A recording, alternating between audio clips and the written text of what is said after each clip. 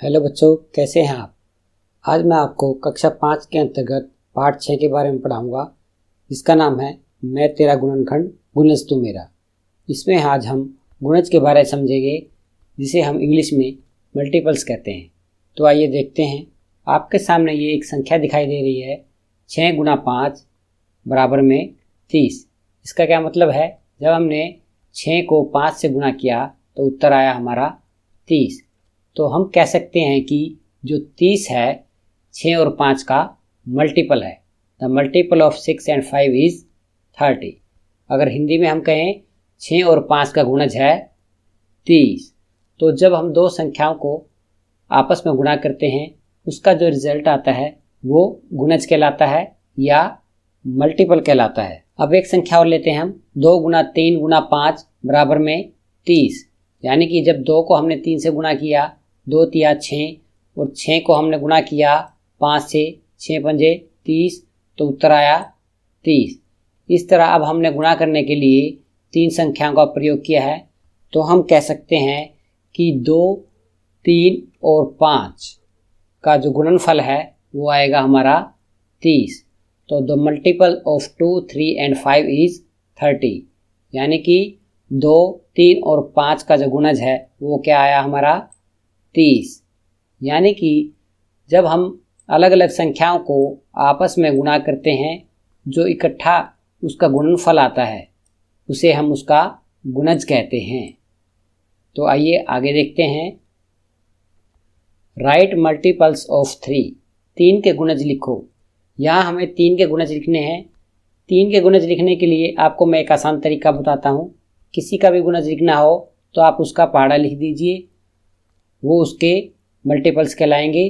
तो देखते हैं, 3, 6, 9, 12, 15, 18, 21, 24, 27, 30। आप 3 का पहाड़ा जानते हैं 30 तक। आगे भी आप लिख सकते हैं। कैसे, ये मैं आपको बताता हूँ।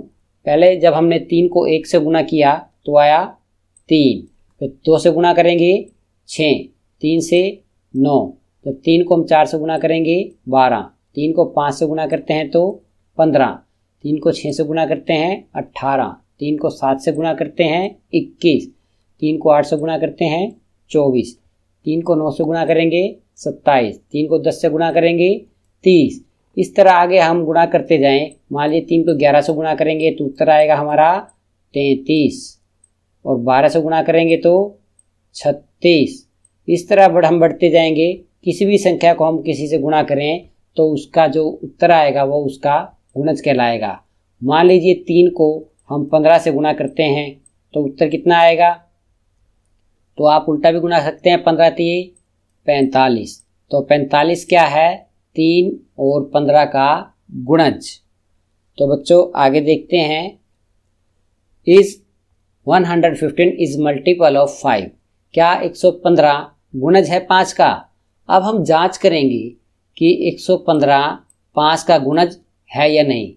यानी कि हमने 5 को किसी संख्या से उसको गुणा किया है, और मान लीजिए वो संख्या कोई है, हमने क्वेश्चन मार्क दे दिया, और उसको गुणा करने के बाद 115 आता है या नहीं, तो ये उसका गुणज होगी या नहीं। तो इसको निकालने के लिए हम 115 को हम 5 से भाग करके देखेंगे। तो आइए भाग करके देखते हैं। यहाँ 5 बाहर लिख दिया, 115 अंदर। तो पहला 11 पे जाएगा, यहाँ से 5 दूनी 10, 10 हमने नीचे लिख दिया।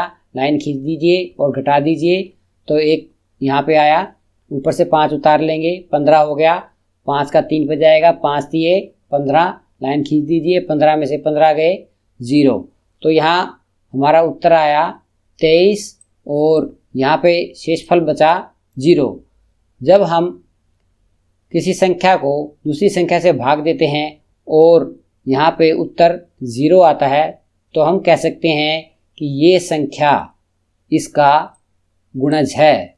कैसे, 5 को जब हम 23 से गुणा करेंगे तो उत्तर हमारा आएगा 115। तो बच्चों इस तरह हम कह सकते हैं कि हाँ 115 गुणज है 5 का। अब इसी तरह हम एक संख्या और ले लेते हैं। क्या 123 गुणज है 5 का। वही फार्मूला हम करके देखेंगे। 123 को हम भाग करेंगे 5 से, तो 5 दूनी 10। यहाँ 12 में से 10 घटाएंगे तो उत्तर आए यहाँ 2, ऊपर से 3 उतार लिया, संख्या बन गई 23। अब 5 का पहाड़ा पढ़ेंगे, 23 से कम होना चाहिए, 5 चौके 20, तो उत्तर आया हमारा यहाँ पे 3। तो अब देखा आपने यहाँ पे शेषफल 3 बचा है और उत्तर यहाँ 24 है, पूरा पूरा भाग नहीं गया। जब हम संख्या को भाग दे रहे हैं और हमारा शेषफल 0 नहीं बच रहा या कोई और कब बच रहा है, तो हम कह सकते हैं कि ये इस संख्या का गुणज नहीं है। जब ये गुणज होता है तो पूरा पूरा भाग होता है, तो उत्तर आ गया हमारा नहीं, 123 गुणज नहीं है 5 का।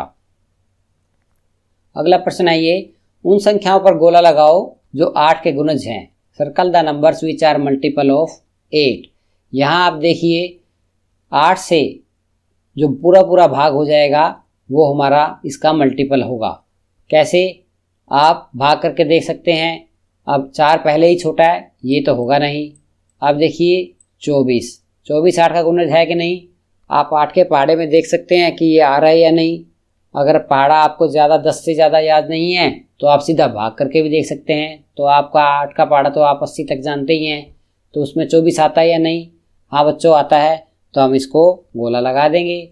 इसके बाद देखेंगे 25 नहीं आता है। अब ये कितना है 54 आता है या नहीं, नहीं आता। अब देखेंगे 16 आता है, हाँ जी आता है, तो इसको हम सर्कल कर देंगे। इसके बाद देखेंगे 64 आता है या नहीं, हाँ ये भी आता है। 8 को जब 8 से गुणा करेंगे तो आएगा 64। आगे देखते हैं 44 आएगा या नहीं, नहीं ये नहीं आएगा। तो आगे देखते हैं, निम्नलिखित संख्याओं के गुणज लिखे। 3 के गुणज लिखने हैं, तो आपको मैंने पहले ही बताया है कि 3 के गुणज लिखने के लिए आप उसका पहाड़ा लिख सकते हैं। 10 गुणज तो आपको सीधे ही 3 के पहाड़ा लिखने से मिल जाएंगे। आगे अगर लिखने के लिए आपको 11, 12, 13, 14, 15 कम से किसी भी संख्या से आप इसको गुणा कर सकते हैं और उसका गुणनफल जो होगा वो उसका गुणज कहलाएगा। तो अब 4 के गुणज, 4 का पहाड़ा हम यहाँ लिख देते हैं। अब 6 के गुणज आप स्वयं करिए, 6 का पहाड़ा यहाँ लिख दीजिए, सब इसके गुणज आ जाएंगे। अब हम आपको बताते हैं कॉमन मल्टीपल्स, यानी कि साझा गुणज। साझा गुणज क्या होते हैं, इसे समझने के लिए हम 1, 2 का पहाड़ा यहाँ पे लिख देते हैं और अब लिखते हैं हम यहाँ पे 4 का पहाड़ा। तो हम 2 और 4 के साझा गुणनफल देखेंगे। यहाँ पर आप देखिए कि 2 और 4 में यहाँ पे क्या कॉमन है, क्या साझा है। 2 के पहाड़े में देखेंगे यहाँ 2 है, इसमें 2 है या नहीं, नहीं है। अब हम 4 को देखेंगे, हाँ 4 यहाँ में मिल गया, 4 यहाँ भी है, तो ये क्या है इसका साझा गुणनफल। अब आगे देखेंगे 6 नहीं है, 8 है, हाँ तो 8 को हम ये लगा देंगे, 8 एक साझा गुणनफल है, इसका साझा गुणज है। अब देखेंगे आगे 10 है, नहीं है 10। अब 12 है, हाँ 12 है, तो यहाँ इसका 12 भी होगा इसका साझा गुणज। इसी तरह से आगे देखेंगे 16 है, हाँ यहाँ 16 भी है। और यहाँ 18 नहीं है इसमें, 20 है, यहाँ भी 20 है। तो हम इसके अलग अलग साझा गुणनफल लिखेंगे। 2 और 4 के साझा गुणज, पहला क्या आया हमारा 4, तो यहाँ हम 4 लिख देंगे। दूसरा क्या आया हमारा 8, तो लिख देंगे 8। तीसरा क्या आया 12, तो हम यहाँ लिख देंगे 12। उसके बाद क्या आया यहाँ पे 16, तो यहाँ 16 लिख देंगे। फिर क्या आया 20, तो यहाँ में लिख देंगे 20। इस तरह 2 और 4 के साझा गुणनफल क्या आए हमारे 4, 8, 12, 16 और 20। अब यही प्रश्न हम दोबारा इस आकृति में करके देखेंगे। यहाँ कहा गया है कि 2 के गुणज को पीले क्षेत्र में लिखना है हमें यहाँ पे, और 4 के गुणजों को हरे क्षेत्र में लिखना है। तो आइए पहले ये गुणज लिख लेते हैं, हम यहाँ पे लिख लिए और इसके 4 के यहाँ पे हरे क्षेत्र में लिख लिए। अब देखेंगे इसमें जो कॉमन है, जो साझा हैं, वो हमें यहाँ लिखने हैं। तो पहले देखेंगे 2 नहीं आता दोनों में, 4 यहाँ भी है, तो 4 यहाँ भी, तो यहाँ हम 4 लिख देंगे। अब देखेंगे 6 दोनों में नहीं है, 8 है, यहाँ भी है, और 8 यहाँ भी है, तो 8 हम यहाँ लिख देंगे। अब 10 देखेंगे, 10 यहाँ नहीं है। उसके बाद देखेंगे 12 यहाँ में मिल गया, तो 12 लिख देंगे यहाँ पे। उसके बाद देखते हैं और कौन सा है, यहाँ 16 है, यहाँ भी 16 है, तो यहाँ हम 16 लिख देंगे।